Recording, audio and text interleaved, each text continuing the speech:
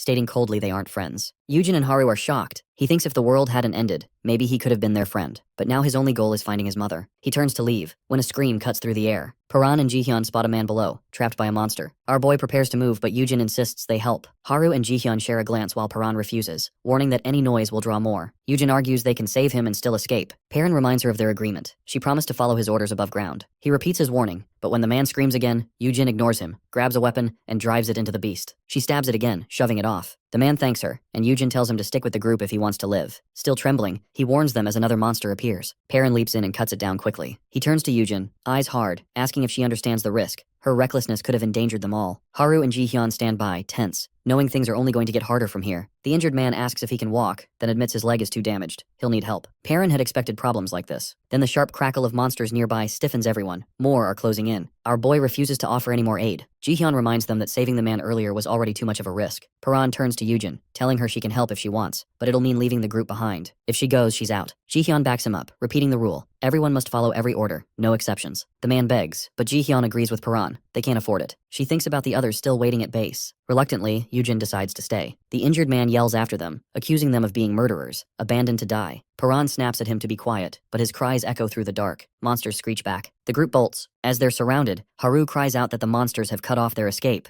Paran sizes up the situation. It's not hopeless yet. They haven't been spotted. If they move fast and retrace their steps, they can slip away. Then the injured man flicks a lighter, flame sparking in his hand. Everyone freezes. He gestures at a smoking sign, but Jihyun barks that isn't the point. Fire will draw even more. The man shrugs, muttering he already knows. Fire had destroyed his home. Jihyun presses him, but the lighter flares, smoke curling upward. Shadows stretch as monsters creep closer. The man mutters it's his time, that he just wants one last smoke. Creatures drop down screeching. Paran yells for everyone to run, charging forward, voice sharp as he shouts again for them to move. The man stays behind. Perrin dashes ahead, Jihyun right behind him. Haru looks back just in time to see a beast lunge for the man. She cries out, horrified. Paran slides in, blade flashing, and slashes the monster before it can strike. His weapon tears through flesh as he lands. He plants his feet, weapon braced, as the beast stomps closer. Behind him, the others stand frozen. Perrin snarls at them, reminding them he told them to run. Jihyun protests. He promised he'd escape too, so why is he still here? Our boy wonders the same, but grips his weapon tighter. Jihyun warns that if Paran stays, the monsters might chase them and wipe out everyone. Yujin lashes out, stabbing another creature. Haru watches as Jihyun and Yujin struggle, more beasts closing in. Perrin roars again for them to get out. Jihyun insists they can win. There are fewer now, and if they fight together, they can make it back. But then the air splits. A massive, twisted red monster lumbers in, fiery cores blazing, grotesque limbs writhing. Perrin squares up as the air shudders around it. Jihyun freezes when the other monsters bow low to their new master. Our protagonist shouts at him to run, but Jihyun stands paralyzed. In a single motion, the monster seizes him and rips his heart free. His body collapses, blood soaking through his vest. Jihyun lies sprawled in a spreading pool of blood. Haru collapses to her knees, screaming his name. Yujin panics, crying out while Perrin grips his weapon, forcing himself into motion. He lunges at the hulking beast, but the weapon snaps on impact. With a brutal swipe, the monster hurls our boy across the ground, ribs cracking. Gasping, Paran forces himself upright just in time to see the creature crush Jihyun's heart in its hand, before discarding the body. As it mutates, swelling larger and more grotesque, it advances. He shouts at Haru to run, yelling for everyone to move, but she shakes her head, refusing. Running now would just mean losing someone else she loves. She won't back down. The beast seizes Yujin, and Haru grips her weapon, trembling but resolute. Yujin blames herself for everything, begging the others to escape, convinced she's only endangered them. She charges forward in desperation, drawing the monsters onto her. Her voice echoes, pleading with them to survive. But she's quickly engulfed, torn apart before their eyes. Perrin stares, horrified, as the massive glowing monster continues its rampage, stabbing down survivors while he and Haru brace themselves. He implores her to run, but Haru demands to know how he can say that. What about him? Perrin keeps stepping forward, refusing to stop. She presses him, asking why he's trying to sacrifice himself, reminding him he was the one who wanted them to escape together. His voice is low as he admits that running would have been the logical choice. When she pushes further, he quietly thanks her. As he advances, his thoughts drift, sharing meals, learning names, finally standing on the surface. Everything he'd once dreamed of. He says that once someone dies, that's it. No more talking, no more calling each other's names. He begs Haru to run, insisting he can't stand watching any more friends die. Haru shakes her head in disbelief, whispering over and over that this can't be happening again. Dark shapes creep closer. Perrin urges her to leave, his voice sharp. She shouts back, demanding why, but he insists she has to run. Haru cries that he sounds just like her father, the same words he said back then. Tears stream as she remembers the promise she made. Never to run, never to abandon others. She screams that she won't save herself at the cost of everyone else again. Her father's face flickers in her mind, his voice gentle. It's okay to be afraid. Guilt twists inside her. She left him anyway. Paran asks if she truly won't run to save herself. Then he smirks, saying he should have known. You're just too kind. Haru realizes she was wrong. She admits her mistakes, admits her dad did love her after all. In memory, he holds out his hand, asking her to promise not to cry even if she feels like a coward. She shouts her promise, their pinkies linking. Left alone, our boy turns her words over in his head, Death ends everything, and he can't bear the thought of losing anyone else. Then Haru rushes back, yelling that he's a bonehead. No one said she was going to die. She declares she's going to survive, and if they live, nothing ends. Paran stares at her, listening as she finds petrol but stops to speak. She says that if they make it through, they'll be able to talk, call each other's names, and stay together. He listens in silence. She tells him they can still be friends. With that, she flicks a lighter, flame sparking to life. Perrin shouts her name, demanding to know what she's doing, but Haru steadies the flame, telling him not to lose hope and reminding him they have to survive. She drops the lighter. Petrol ignites in a sudden blaze. She reflects on how she always used to run only to save herself. Now she's running to protect the people she loves. She promises to protect them all and calls back to Paran that she'll see him at base. Monsters swarm, but Haru tears through the streets, sprinting faster, dodging strikes and vaulting debris as claws slash inches behind her. A hulking mutant lunges, but still she runs. Meanwhile, our protagonist steadies himself, eyes locked forward. Surrounded, he faces the monsters head-on, calling them out and demanding their next move. Paran freezes as the monsters close in, and one stomps toward him, growling and demanding to know where he thinks he's going. Our protagonist calmly tells it that he's the one it should be worried about. He locks his gaze on the monster's weak points, sensing the life force within. Reaching for his weapon, the boy is caught off guard as the creature moves faster, knocking the blade away and sending him sliding backward. He realizes he can't reach the weak spot without it. At that moment, his father's voice echoes in his mind, reminding him that weapons aren't always an option. Perrin recalls a memory of his father saying that one day he'd understand. When he used to ask what that meant, the older man would simply say that weapons weren't meant for people like them. He remembers watching his dad fight, never once relying on steel. Now our boy shifts into his father's fighting stance. The voice explains that the stance is only the beginning. Every living thing has life force, and so do they. He remembers training in the basement, where his father taught him to harness that power, explaining that hands channel life force and, with focus, you can pull it out through your fingertips. Blue sparks flare as energy surges through him. His father's words urge him to take that power. Paran protests that nothing is happening, but the voice assures him he'll get it. Once he can truly sense that life force, he'll be able to control it. Suddenly, our protagonist feels a burst of energy within, his father's words echoing, "This power is his." Energy lights up his arm, and he yells in surprise at what's happening. He recalls asking his dad what would happen if he channeled all of it. As the monster draws nearer, the voice explains that once he masters it, Paran will move almost as fast as his father did. With newfound strength, he launches himself forward. Our protagonist charges in and slams into the monster. It swings at him, but he breaks through its guard, sending the creature skidding across the ground. The beast clutches its face, and Perrin reacts instantly to every movement. Electricity pulses through him, and he realizes he can actually keep up now. As it lunges forward, our boy braces himself. They launch at each other and collide mid-air. He grabs one of its tendrils, yanks it hard, and slams the beast down. The monster lashes out, but he dodges, leaps up, and delivers a punch so powerful it cracks the ground and sends lightning flashing. He checks to see if it's over, but the creature's arms begin to split and grow, its body morphing. Paran realizes it's protecting its weak spot, locking it away, and knows he needs to push harder. Sparks fly from his fist as he digs deep, memories of his lost friends fueling his determination. Lightning surges through every vein as he lights up, lifting his head and daring the creature to attack. The monster screeches and charges, slamming its arms and tendrils at him. He advances, undaunted, even as it towers over him, preparing to strike. The thought hits. If he'd been this strong before, perhaps none of his friends would have died. Gathering all his strength, he unleashes a devastating punch, an explosion of light and force, then collapses, exhausted. Somehow, he manages to stand just as the monster comes back for more. Suddenly, he spots a glowing core fragment still inside the beast as it snatches up one of the wounded survivors. He shouts for it to stop, struggling to tear away the tendril as it leers down at the helpless people. The creature grabs him by the throat, and as his gaze falls on a friend's lifeless body nearby, his mind goes numb. In that moment, only one thing is clear. He wants to end this monster. Perrin's eyes glow red as he seizes its limb, preparing for what comes next. Paran grabs the monster's limb, yanking hard and locking it in place. The creature snarls and thrashes, jaws splitting wide to reveal far too many teeth, but his grip only tightens. Its entire body whips back and forth until there's a sharp, bone-cracking sound as our protagonist gives a fierce twist. The beast stumbles and he keeps pulling until the limb breaks apart in his hands. He steadies himself, red energy swirling around him, eyes glowing as his aura erupts outward, swallowing the monster's scream. Without hesitation, Paran charges into the chaos, his form blurring as he rushes the creature. It shrieks, teeth rattling. Meanwhile, survivors creep through the area with a map, checking their surroundings. One thinks they're close. Another grumbles about how long this has taken. The guy with glasses panics after spotting movement, and the group rushes over to find Paran collapsed on the ground. Shocked but relieved to find him alive, they pick him up.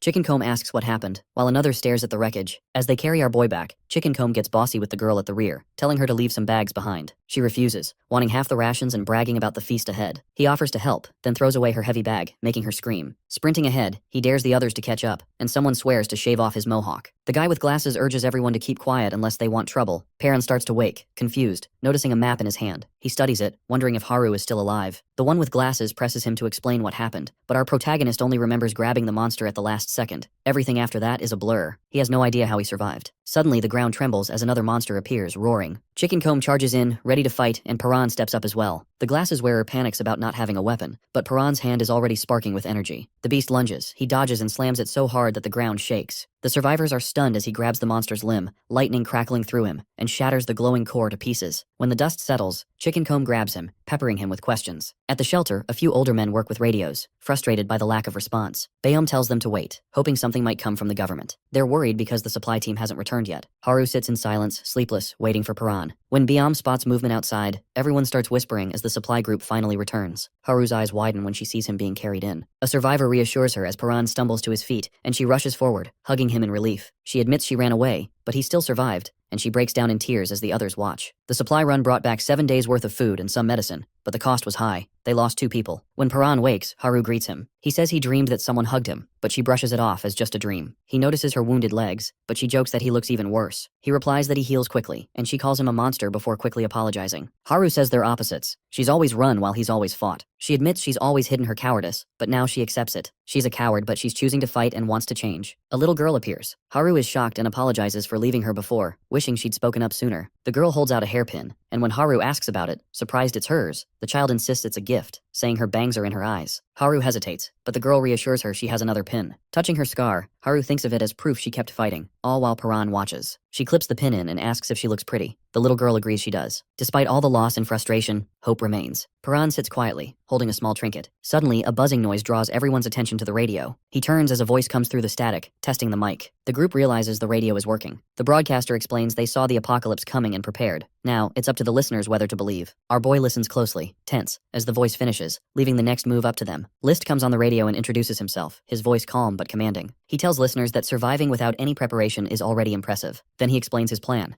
The only way to handle the monsters is to stick together, which means sharing locations is essential. He instructs everyone to use flashes of light instead of fire, flashlights only, and to flick their beams for 10 seconds at midnight. When the hour arrives, beams suddenly cut through the dark. Across the city, scattered flashlights shine. Haru spots distant signals, her breath catching as she realizes they're not alone. The group begins speculating whether List truly anticipated the apocalypse, pointing out that it would take serious military-grade gear to broadcast like this. Our boy can't help but reflect. Only his dad ever foresaw such a disaster. A thought nags at him. Could List also know something about his mom? He recalls the man's words about his spot being marked by the brightest light and quietly wishes everyone good luck. As Paran prepares to head out, Chicken Comb hurries over, asking to tag along. The protagonist tries to brush him off, warning about the dangers, but the other refuses, insisting he's not as weak as he seems. He argues that everyone who died before chose to be there, and tells Paran to stop carrying all the guilt. Everyone knew the risks. He finishes by saying they're teammates now and demands to be called Big Bro. Paran relents, not stopping him. When he jokingly calls him Chicken Comb, the self-styled tough guy complains. It's a mohawk, not a chicken comb, and wants the nickname dropped. Their bickering continues until Haru steps in, announcing she's coming too. Paran allows it without much fuss. Elsewhere, someone on watch duty notices he left without a weapon. The guy with glasses reflects on just how tough Paran is. He's beaten grown men and felled monsters thought unbeatable. Watching his near-superhuman movements, the observer wonders who this young man truly is. Later, Chicken Comb asks if doing what Paran does will make him stronger. Our protagonist takes a moment before explaining the first step,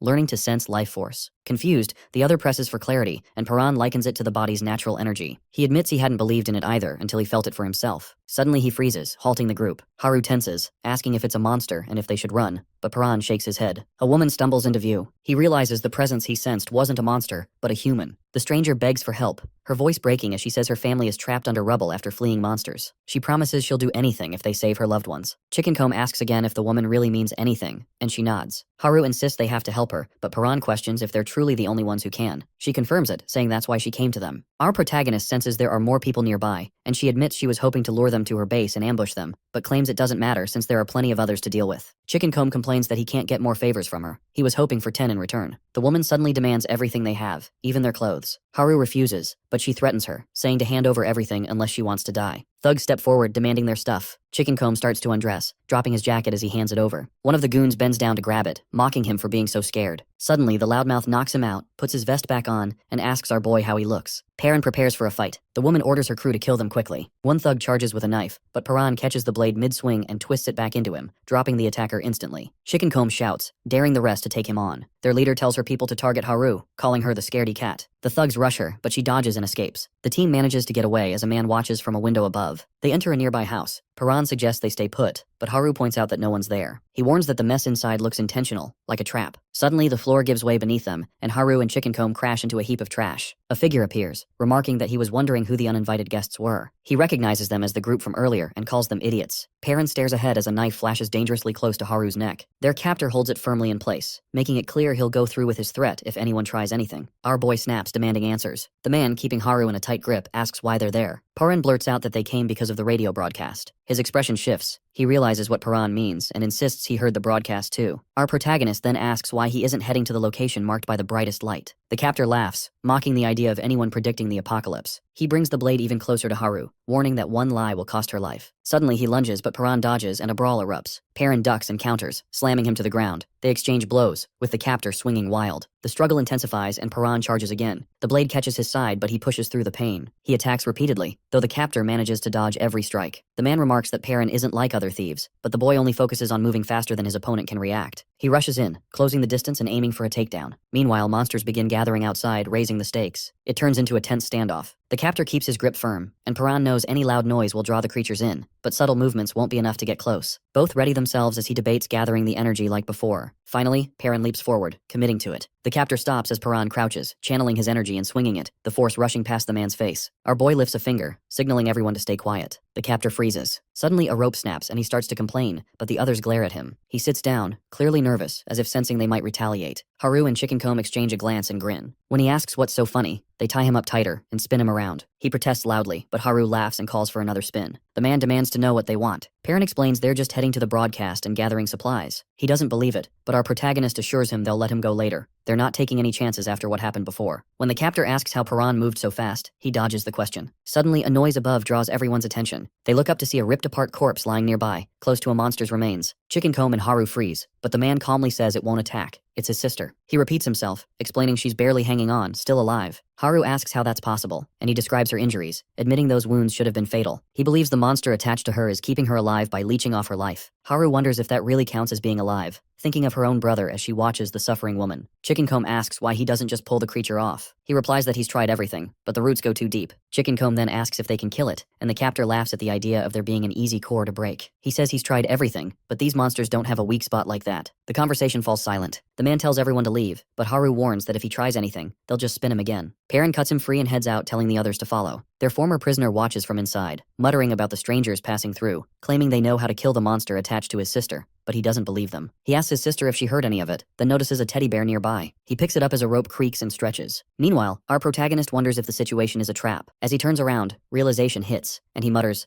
"It's them again." Across the room, a creature rises from beneath the floorboards. Paran grips a knife tightly, a doll lying on the floor beside him as he faces a massive, shadowy figure. His vision turns red, sparks of energy flickering across his eyes. Suddenly, a horde of eerie creatures emerges ahead, multiplying the danger before him. He's frustrated. He already burned through too much energy earlier, and now the monster's grip is draining his strength even more. As that energy slips away, our boy's eyes fall on the doll, and he remembers the promise he made. He reminds himself to keep that promise no matter what. Memories flash through his mind. He walks along, answering a call and promising he won't be late. In another place, his sister listens in, anxious, asking how many chances he has left. The captor's voice rings out, "None." He's always had this unusual talent. The vision shifts. Glimpses show Jingu with glowing eyes, scanning possible futures, able to predict outcomes to any event. During matches, he always takes the win, but never looks satisfied. When someone asks why Jin isn't celebrating, he admits he saw it all coming. On a phone call, he's reminded about their promise to watch a show together. He explains his ability. He simulates every scenario by simply observing. When a biker loses control and heads toward him, Jin steps aside, lands a hit, and the crash unfolds behind him. He admits that while his power lets him predict things, overusing it leaves him exhausted and always ends in a headache. When asked about the crash, he brushes it off. His sister calls, asking what he went out to buy, unaware that it's for her birthday. Holding the doll, his phone buzzes and an uneasy feeling sets in. People around him are looking up, so he follows their gaze and sees a massive dark sphere hanging in the sky. Shaken, Jin watches as a monstrous thing with twisted limbs descends. He suddenly realizes his predictive power is useless. He can't see any futures, only chaos and monsters everywhere. He notices the disaster unfolding nearby. Then his phone dies, the internet cuts out, and the ground shakes as explosions erupt. Monsters swarm the streets. As energy surges through him, Jin braces himself, clutching the doll, determined to survive as the world collapses around him. Jin wanders the ruined streets, trying to figure out what the monsters really want. Are they after human blood, or do they aim to wipe out all life? When a beast lunges at him, he dodges, counting the distance back to his shelter and thinking only of protecting his sister. He finally makes it home, stepping inside and spotting a red line trailing across the floor. Following it deeper into the house, he pieces together the situation. Up ahead, he finds a mangled body. Gripping his knife, he quickly dispatches the threat. The next day, the mysterious planet in the sky is gone, but the monsters are still everywhere. Jin carefully seals every crack and opening in the house to keep them out. Inside, he finds his sister's body twitching, a parasite clinging to her. He has already tried, and failed, to pull it off, but he refuses to give up. One failed attempt isn't the end. There are more chances. He swears to save her, promising to rip the thing off no matter what. He studies the monster's healing process. Each one seems to regenerate differently, and wonders if there's a limit, maybe tied to how much they eat. He's seen them do more than just eat. Maybe that's what really drives them. If he can force the parasite to keep healing, maybe it'll eventually wear itself down and die. He keeps trying to sabotage its regeneration, but the creature remains stubbornly attached. Jin knows he needs a better plan. He considers ways to disrupt the healing, maybe by hitting it repeatedly until it can't keep up. Later, he uses a telescope to watch monsters outside, noticing they're always drawn to fire, even through barriers, but that's too risky to try. He experiments with hydrochloric acid. It slows the healing, but doesn't kill the parasite. He dissects a few captured ones, searching for any weak spot. Acid, liquid nitrogen, nails, none of it works. Frustrated, he tells his sister he's out of ideas and unable to kill the parasite. He begs her to give him a sign if she's still in there. Suddenly, a rope goes taut. Looking down, he finds Chicken Comb and Haru hanging upside down. Back in the present, Jin struggles against the monster's grip,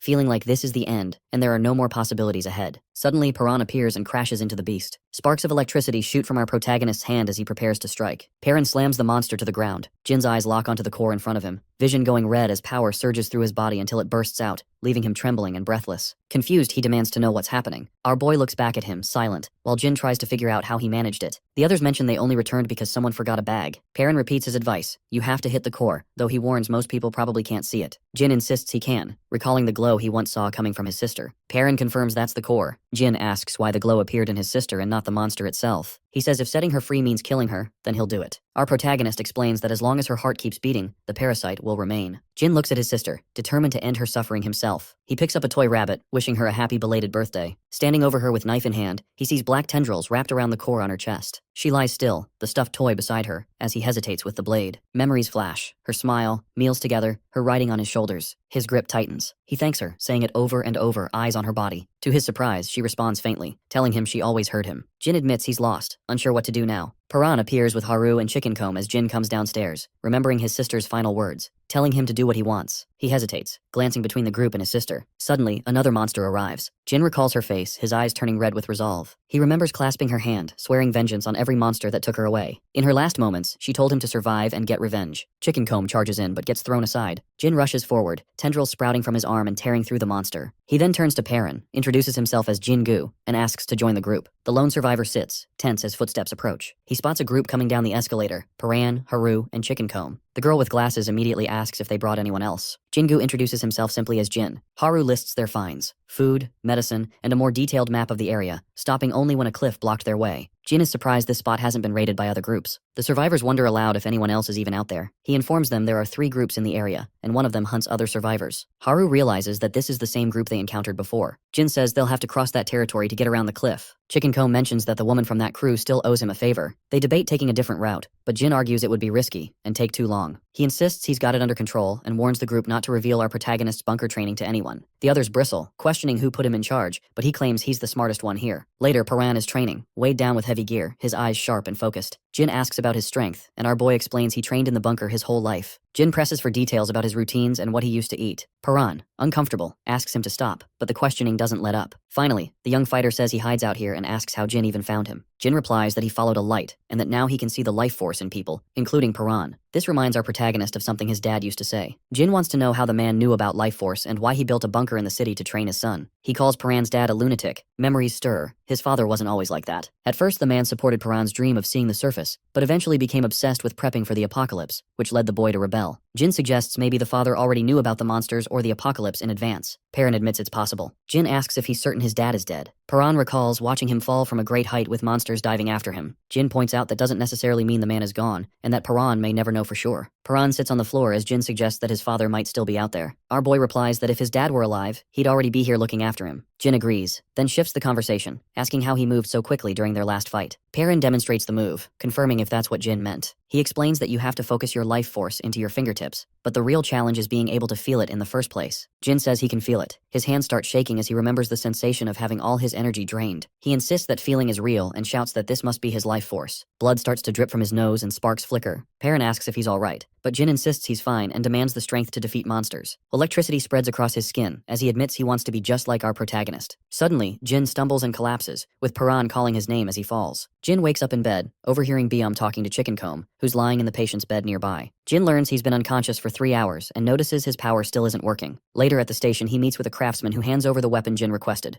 a blunt wedge. The craftsman warns that the weapon is useless against monsters and more dangerous to people, but Jin takes it anyway. He's cautioned not to use the thin blade on monsters, as it could snap. Jin assures him he has another weapon for that. Perrin appears and asks if Jin is coming, and he confirms he is. The boy then asks why Jin is helping him, and Jin replies that he wants to understand what's happening with the monsters. He then asks why Perrin is so determined to find his mother, even though he's never met her. Our protagonist simply says it's because she's his mom. Haru and Chickencomb show up, calling for the others to join them. Perrin asks if they're ready, and Jin says they're still one short. The girl with glasses is chosen to join. Byum and another survivor wish the group well as everyone heads up the escalator. Perrin says he's living to find the people he cares about, while the rest have their own reasons as the crew sets out together. Perrin moves forward while Chickencomb and Jin hang back. A screech echoes in the distance and shadowy figures appear. Suddenly, a harsh voice calls out, accusing them, not just of losing people, but of abandoning someone to die, which is even worse. The woman who once tried to trap our protagonist and his team tries to explain, but before she can, a knife flashes through the air. The blonde woman comments that these new intruders aren't like the others who usually get caught. She remembers a kid who dodged and a big guy with a Chickencomb haircut. Another voice agrees. The silver-haired fighter simply stabs a man, calling him livestock. People whisper about whether the intruders might come back. The leader declares the hideout is locked down, grabs a piece of flesh, and says if the intruders return, she'll just eat them herself. Jin lays out the plan.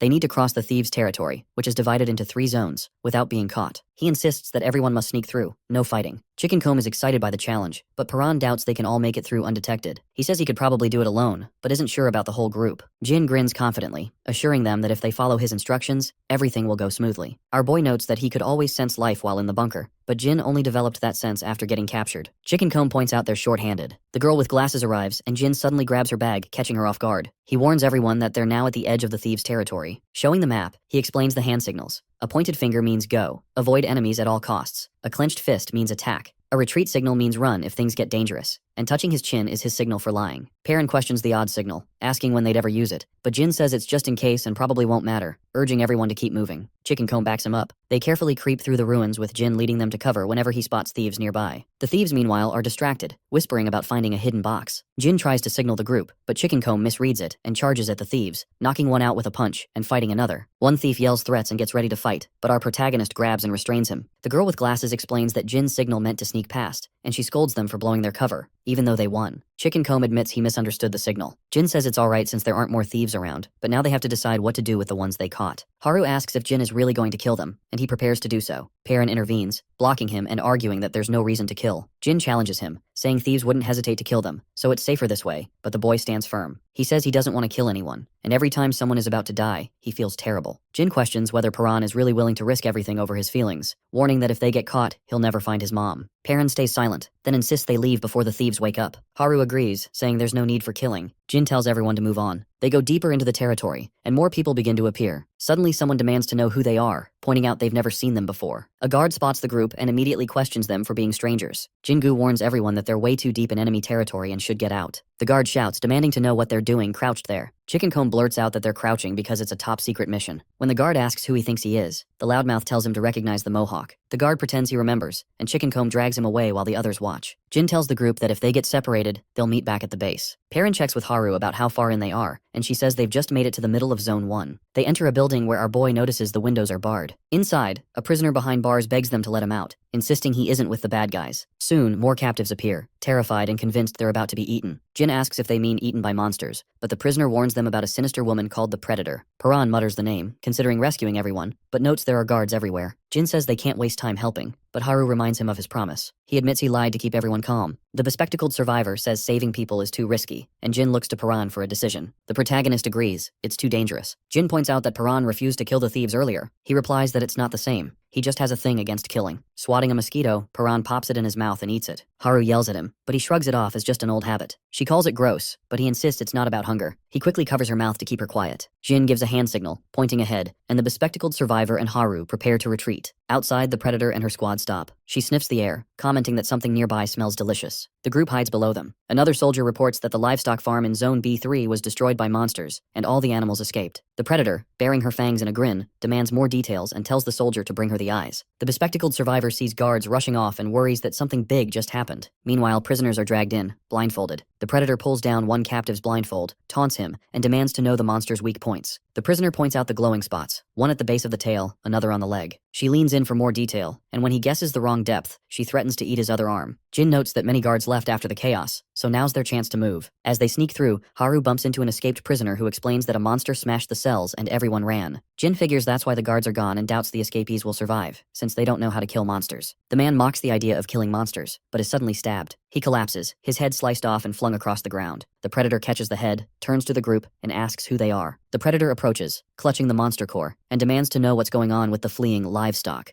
She presses further, accusing the group of ignoring her orders. She had been clear: capture or kill. The girl with glasses and another survivor freeze, unable to respond. Jin glances at a nearby corpse, mocking their hesitation with a smug grin. He claims they only pretended to be allies to gather information on the runaways, then sighs about not getting more out of the dead man, and pinches the bespectacled survivor as they're cornered. The predator warns them not to act suspicious and orders everyone to track down the rest of the escapees. She steps closer to Jin, eyeing him curiously, and comments on how she's never seen someone with his face before. How memorable he looks. He stays silent as she circles him. Then she challenges him to make her remember him next time. The girl with glasses and the others catch on as the woman recognizes Jin. She lashes out, but he blocks her attack and yanks Yujin out of danger as blades slice through the air. Perrin leaps in, grabbing the predator's weapon mid-swing, while the bespectacled survivor panics. The woman grins, her suspicion now confirmed. The scent she picked up earlier was indeed from them. She accuses Jin of being the source she's been sensing, her grin sharpening as she sizes him up. Wondering aloud why she should bother chasing livestock when the group in front of her seems much tastier, she lunges at him, demanding a bite. Jin throws his blade to block, but she ducks low, slides past, and tries to escape, only to find him already blocking her path. Our protagonist points forward, earning mockery from the predator as she hurls her blades, daring him to take them. Steel rains down, but he focuses, and just as she thinks she has him, Paran snatches the blades midair. The bespectacled survivor stares in shock as our boy takes control, grabbing, spinning, and redirecting each weapon in a blur, throwing the woman off balance. She falters, stunned, as he bites through a blade with his teeth and seizes more knives. He hurls them back in rapid succession, forcing her to scramble to block the onslaught. When Paran grabs her by the hand, she clamps down on his arm, laughing and calling him her favorite, his scent the most appealing. Haru mutters that something smells odd, like something burning. A flame flickers in the woman's hand before she throws it, but the fire fizzles out. Jin sneers, telling her it's too late now. The predator shouts at everyone to fight for their lives as heavy footsteps echo from behind. Out of the shadows, monsters surge forward. Perrin and the bespectacled survivor steel themselves, ready for the oncoming attack. Everyone's either prey or predator. Another hunter creeps nearby. A lion feeds, and the endless cycle of eat or be eaten continues. Humans were once at the top, but that doesn't last. Suddenly, monsters appear, far more intense than anything before. The old food chain is shattered because these creatures now rule. The predators glare at whoever's left. Our team lifts their heads, catching the attention of the main predator. She notices something different in their eyes and challenges them, daring them to prove they've got the will to survive. She yells for them to show that fire inside. At her command, the monsters charge. Perrin and Jin stand their ground. They rush in too. Their weapons ignite with energy, and a powerful burst slams into the monsters. Instantly recognizing the weak points, they take out the creatures on the spot. The noise draws Predator's crew, who come rushing in. Suddenly, Haru is yanked into the open, a knife pressed to her throat. Perrin and Jin freeze. Their captor demands they surrender and reveal how they've survived this long. The blade digs in deeper, and the girl with glasses drops to their knees, begging for mercy. Jin whispers to our protagonist to attack now, but he says he can't strike from where he is. Predator jerks Haru around, mocking them. Perrin steps forward, hand glowing, but she warns him not to try anything. She'll kill Haru regardless. Jin urges our boy not to surrender and to attack before she can react. But Predator begins a countdown, threatening to kill Haru. Perrin hesitates, afraid he'll make a mistake, while the others look to him. Jin's words echo in his mind. Small sacrifices can't matter. The mission is too important. Predator counts down. 3. She continues. 2. Paran's fist tightens. Haru braces herself. On 1, he unexpectedly surrenders. Predator shouts for her crew to seize them. Chains snap around Paran and Jin as they're dragged away, and the gang locks them up. The gate slams shut, sealing them inside a dark cell. Now, our protagonist sits tied up in the shadows. He hears footsteps approaching. The Predator enters, telling him to stay alive. Paran is confused, but she says she didn't expect him to understand. She's just the messenger. He demands to know where his friends are. When he asks about them, she coldly says she's already killed them. Perrin sits in his cell across from the Predator, admitting that he killed those people. She tells him to say it again, laughing, and then asks if he plans to kill her too. The woman grins, continually prodding him, pointing out that his reaction proves those people were his friends. She brings up how he hesitated earlier because of that girl. Our protagonist figures he had a 50-50 chance. He's gotten lucky before, but back then, a mistake meant someone died. He reflects on how he used to be weak, and though he's stronger now, doubt creeps in.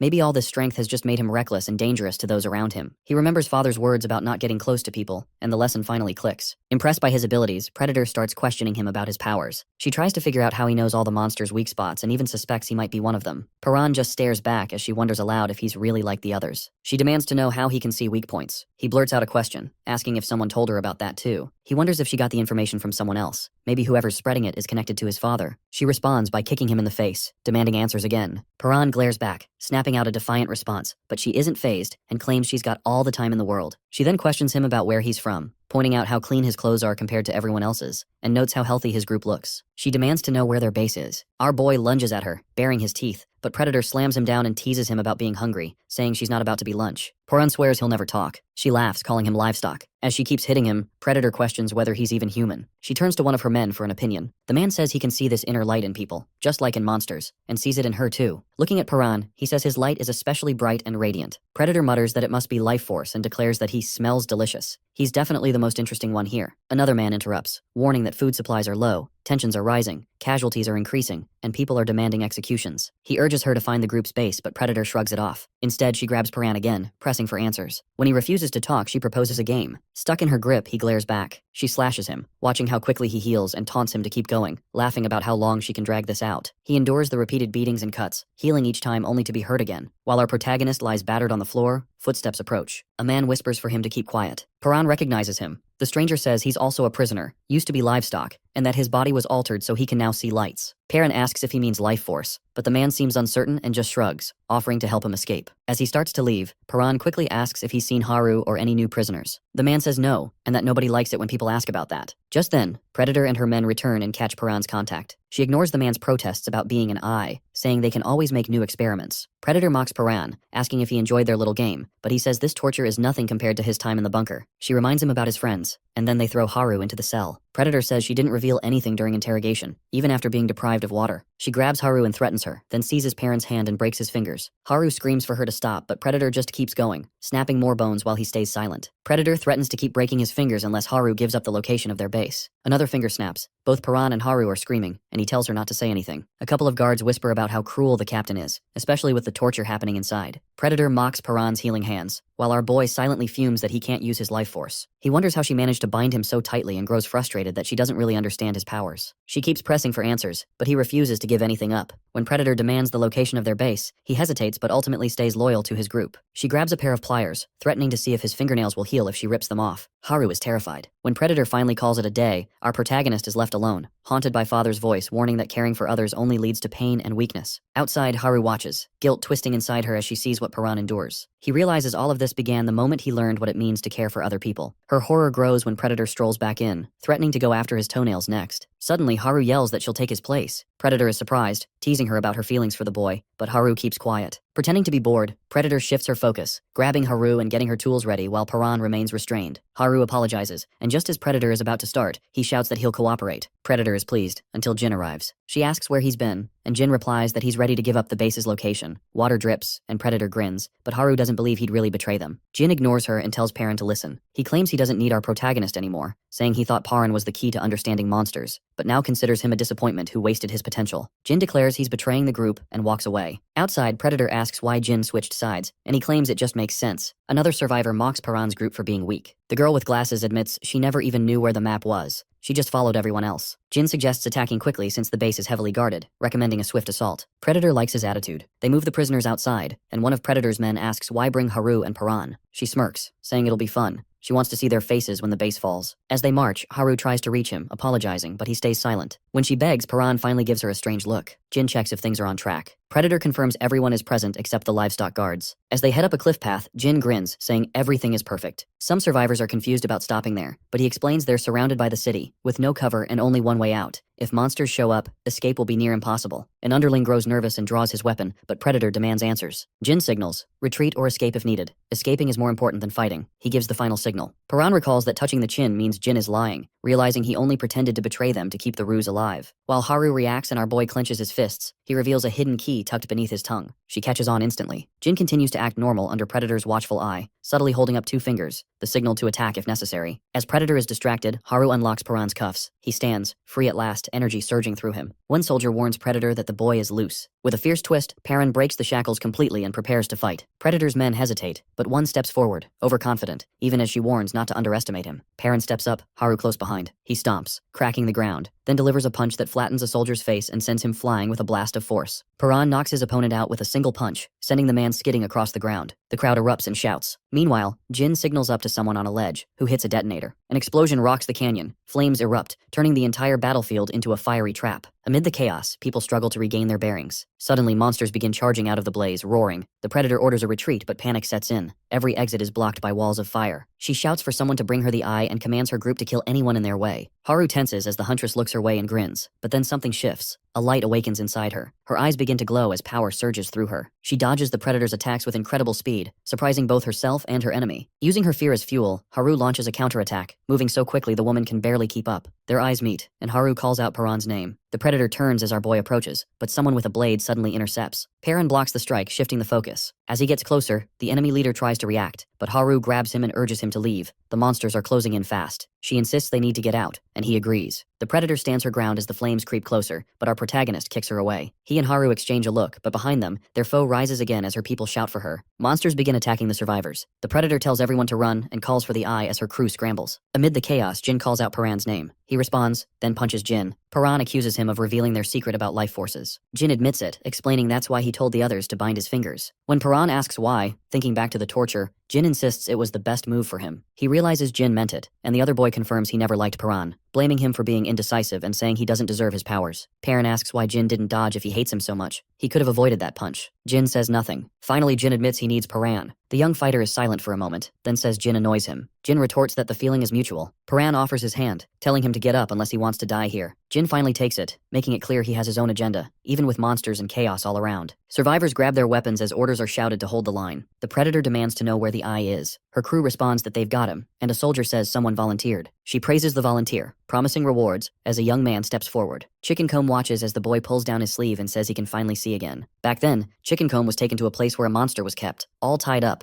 while a man watched with him. The man explained that the experiment almost never worked. Most people died if they couldn't handle monsters. He asked if Chickencomb was really sure about this, noting that usually only livestock were subjected to it. But the Mohawked fighter was determined. He wanted to keep up with Paran and Jin, and didn't want to fall behind. Afterward, Ai realizes he can now see the monster's weak points. The Predator yells at him to point them out. He turns defiantly and asks if they really think he's going to help. He refuses, mocking her. One of the enemies recognizes him as the same guy who attacked them earlier. Nearby, another teammate panics, begging the Predator for forgiveness after mistaking Chickencomb for an ally. She laments that they don't have any eyes left. A monster approaches, and the leader steps up, surrounded by creatures. She declares she'll be their eye now, knowing that if she fails, she's dead. Elsewhere, Paran faces Haru. She reminds our boy that he always wanted to make the best choice and questions whether this plan is really what he wanted. Jin explains that since Paran surrendered before, luring their enemies out of the base was their only shot at wiping them out. Haru argues the plan is reckless and could get everyone killed. Jin insists he's seen a future where they all make it out. He's picturing everyone escaping together. Suddenly, a monster appears in front of him, and he readies his blade. Haru is chased by another, and a survivor is taken down. The team witnesses the chaos as a massive creature bursts up, its body exploding outward. Everyone prepares for the fight. Jingu grips his weapon. Haru, determined, says they can do this. Paran's fist crackles with electricity as he declares he's ready. He charges in, attacking the monsters. One of them roars as Jin takes on another. Paran dodges and counterattacks, while his friend uses predictive abilities to evade and target the monster's cores, knowing he must destroy them. Then, one monster reveals a swirling center. Jin is hit with a sense of deja vu just as the core glows red and fires a beam directly at him. The beam pierces through his body. Jingu freezes as the monster's fiery swing nearly slices through him, but Haru bolts forward, tackling him out of the way, just as the laser crashes into the ground. Dazed, he stumbles, surprised to still be alive. She grabs his arm, saying she thought he was in trouble. Together, they slide back, narrowly dodging the monster's follow-up attack. As the beast bears down on them, Jin grips his weapon, realizing this creature has power like Paran's, the kind that can alter fate. He braces himself, clutching his sword, knowing he'll never have that same strength, but determined to find some way to defeat it. Meanwhile, our protagonist is hammering the beast with punches, dodging its regenerating limbs, and relentlessly attacking its core. He knows if he runs out of strength, he might collapse, so he needs to end this quickly. The monster's arms lash everywhere, but he manages to avoid being caught, breaking bone and tearing flesh. Energy surges through his fists as he smashes through to the glowing core. Jin stands ready with his blade, waiting for his opening. When the heart is exposed, he charges in, weaving through flailing limbs, and drives his blade deep. It cracks but doesn't shatter. The core pulses harder, blue sparks jumping through his hand. Paran appears beside him, shoving with raw force and channeling energy into it as the creature convulses. Our boy pushes harder, slamming the monster backward as its core flickers and tendrils writhe. Haru rushes in, ducking under limbs, but a wild swing forces her back. She and Paran cross paths as survivors scream for help, more monsters closing in. Elsewhere, the woman who had tried to trap them before grabs a collapsing survivor, pulling him up. Chicken Comb appears, reminding her she still owes him a favor. She snaps at him annoyed, but he refuses to let it go. Realizing she's cornered, she finally agrees and asks for his help to escape, as chaos erupts around them on the battlefield. Meanwhile, the Predator observes streams of life energy flowing across the fight, finally understanding Paran's power. Energy crackles in her eyes as she mutters into a phone about how long she's waited for this moment. Now that she can see the flow, she's desperate to know how to use it. After the clash, Paran checks on everyone, but Haru tells him people are more worried about him. He looks like he's running on empty. He insists he's fine and can keep fighting, so he pushes on, while Jin watches, thinking that Paran could have taken on all the monsters alone. Remembering his promise to wipe them out, Jin feels he's slowing the group down. He glances at our protagonist, wondering who the real failure is. Haru panics, shouting about where they're supposed to go as fire rages all around, but Jin stays calm. He has a plan. He's mapped out a route through the canyon, and when she asks how, he reveals he made a deal with the livestock prisoners. Perrin recalls someone mentioning a rescue mission and realizes Jin is at the heart of it. Our protagonist hears Jin say this was the best option he could manage. With that, the group sprints across burning ground, leaping into the canyon. Chicken Comb and the woman appear, and he greets them. Haru is immediately suspicious about why the newcomer is with them now. Chicken Comb asks everyone to pause, and the woman pleads to join. Jin warns her not to mess things up, or she's out. The girl with glasses joins too, so the squad moves together. Perrin and Jin slide down the canyon, monsters in pursuit. One drops in front of them and Jin shouts for everyone to keep running. Fighting here would only get them trapped. He tells the others to go ahead while he faces off with the beast. More creatures drop down, and our boy charges in, blasting through them as the rest of the group keeps moving. He and Jin push ahead, encouraging everyone to keep up. As they run, Paran reflects on his life force power. It makes him stronger but burns out quickly, working best in short bursts. He charges up before punching, taking down another monster. He realizes that holding the charge longer increases his strength but drains his energy faster. Before, he could barely last 2 minutes. Now he's improving by adjusting the output. He demands to know the way to the base, and Jin tells him, with the girl with glasses confirming she knows too. Suddenly, the ground cracks and the canyon shakes. The terrain collapses, sending everyone tumbling down. Jin realizes that a single misstep could have killed them all. Haru injures her leg and struggles to stand. Paran checks on her, asking if she can walk. She says she'll try. Meanwhile, one survivor tries to escape but falls, despite Jin's warning to be careful. Chicken Comb and the woman panic, thinking they're doomed without our protagonist. But Chicken Comb promises to protect her, urging her to stick with him. Suddenly, a monster's claw tears into her side. Jin calls for Chicken Comb as another creature attacks. Chicken Comb blocks with his weapon but is knocked down as more monsters close in. Haru's leg gives out, so Paran lifts her and runs, launching them both across the canyon as monsters close in. He shields her as they land, steadying himself as more beasts appear. He blasts another monster and, surrounded by noise and chaos, keeps running with her in his arms. Meanwhile, Jin fights off monsters, blades swinging. Chicken Comb defeats one creature but realizes the woman didn't make it, though she was a comrade, if only briefly. He calls Jin a comrade too, urging him not to fight alone. Together, they prepare for the next wave as monsters continue to attack. Monsters pour into the canyon, dropping down as Perrin stands firm, blocking their attacks before stomping forward. One beast charges, but our boy smashes through, throwing punch after punch until he knocks a core loose. He starts to feel the strain. One monster slashes his side, another clocks him in the face. Haru shouts for him to escape and save himself, but he refuses to leave. The protagonist steps up, declaring there's no way he's losing her now. Haru feels a surge of guilt, convinced his pain is her fault, haunted by memories of what